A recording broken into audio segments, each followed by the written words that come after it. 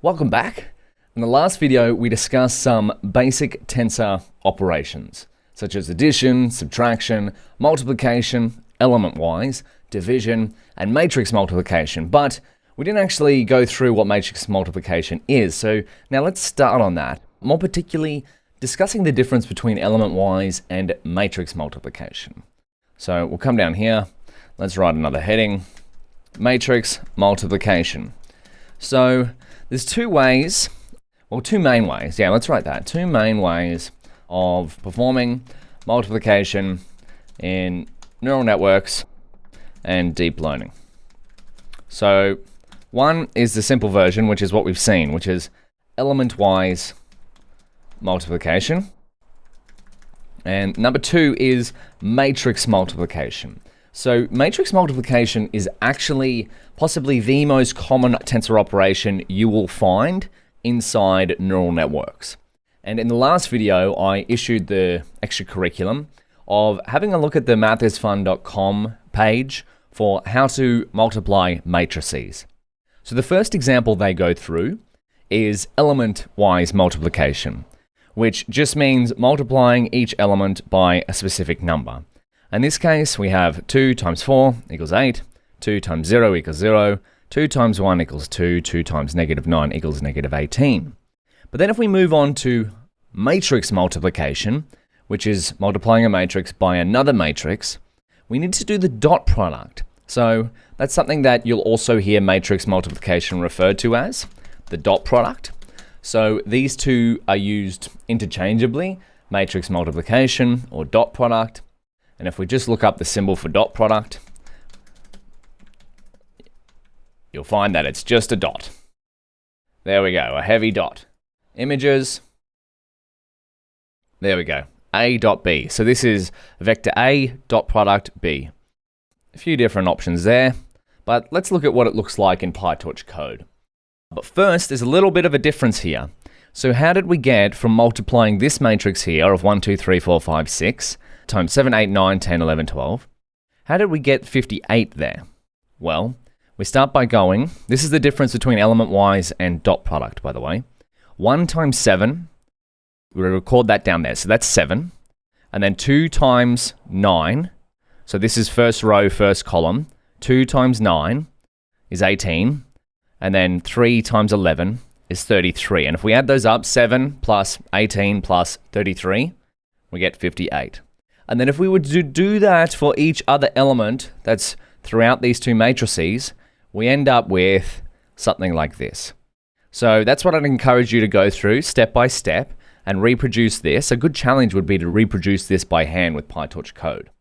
But now let's go back and write some PyTorch code to do both of these. So I just want to link here as well. More information on multiplying matrices. So I'm going to turn this into Markdown.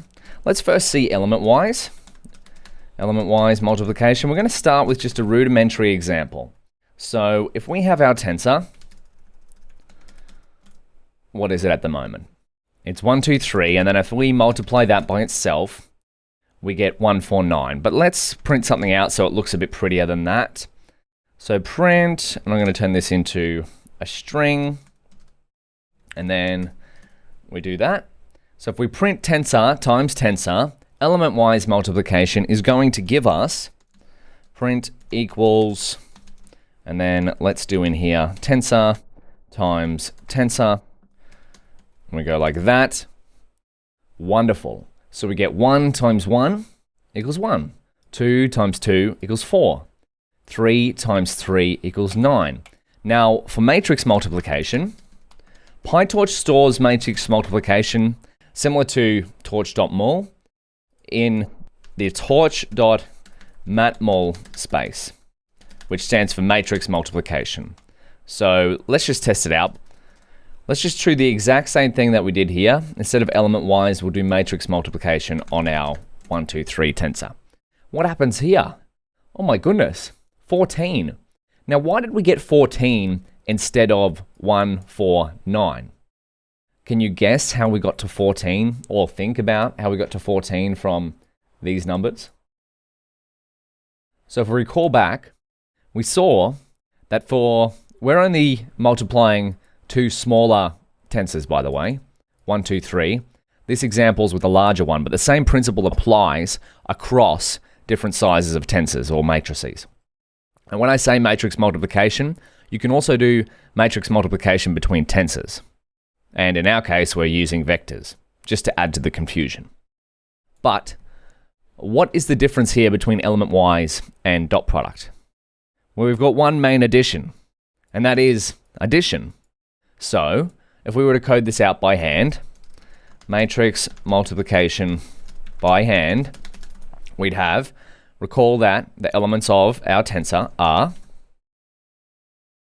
1, 2, 3. So if we wanted to matrix multiply that by itself, we'd have 1 times 1, which is the equivalent of doing 1 times 7 in this visual example.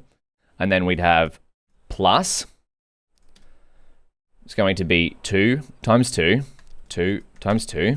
What does that give us? Plus 3 times 3. What does it give us? 3 times 3. That gives us 14. So that's how we got to that number there. Now, we could do this with a for loop. So let's have a gaze at, when I say gaze, it means have a look. That's an Australian colloquialism for having a look. But I want to show you the time difference in, it might not actually be that big a difference if we do it by hand versus using something like matmul. And that's another thing to note, is that if PyTorch has a method already implemented, chances are it's a fast calculating version of that method. So I know for basic operators, I said it's usually best to just use the straight up basic operator. But for something like matrix multiplication or other advanced operators instead of the basic operators, you probably want to use the torch version rather than writing a for loop, which is what we're about to do. So let's go value equals 0. This is matrix multiplication by hand. So for I in range len tensor, so for each element in the length of our tensor, which is 1, 2, 3, we want to update our value to be plus equal, which is doing this plus reassignment here, the ith element in each tensor times the ith element. So times itself. And then how long is this going to take? Let's now return the value. We should get 14. Print.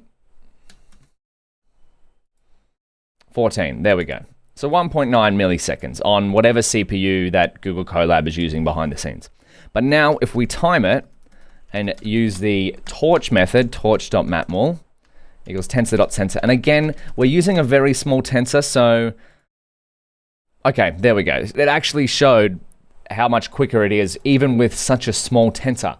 So this is 1.9 milliseconds. This is 252 microseconds. So this is 10 times slower using a for loop than PyTorch's vectorized version. I'll let you look into that if you want to find out what vectorization means.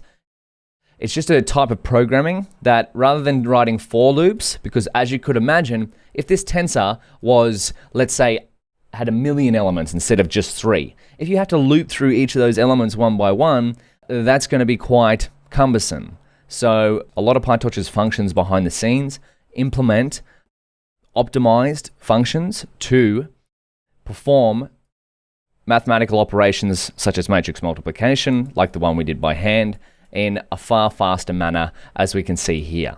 And that's only with a tensor of 3 elements. So you can imagine the speed ups on something like a tensor with 1 million elements. But with that being said, that is the crux of matrix multiplication. For a little bit more, I encourage you to read through this documentation here by mathisfun.com. Otherwise, let's look at a couple of rules that we have to satisfy for larger versions of matrix multiplication, because right now we've done it with a simple tensor, only 1, 2, 3. Let's step things up a notch in the next video.